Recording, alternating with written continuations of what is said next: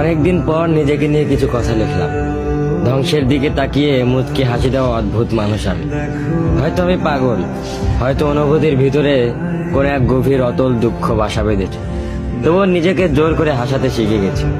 যেদিন ভেতরটা একবারে ভেঙে গিয়েছিল, সেদিনও বাইরে থেকে এক চিলতে হাসি মুখে নিয়ে সবার সামনে দাঁড়িয়েছিলাম।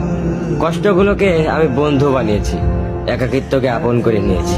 মানুষ ভাবে আমি হয়তো সুখী, শক্ত, নির্লিপ্ত, কিন্তু তারা জানে না প্রতি রাত আমার এক একটা লড়াই।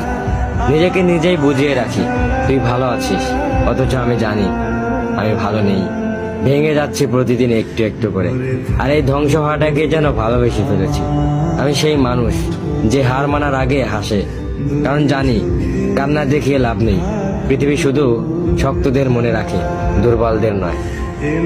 তাই আমি অদ্ভুত, আমি অনুভূতির আগুনে পুড়ে যাওয়া নীরব যোদ্ধা। আমার জীবন কোনো সুখের গল্প নয়, এটা নিঃশব্দ বিপ্লব, যেখানে হাসির আড়ালে লুকানো থাকে হাজারো না বলা কথা, ভাঙা স্বপ্ন, হারিয়ে যাওয়া আমি।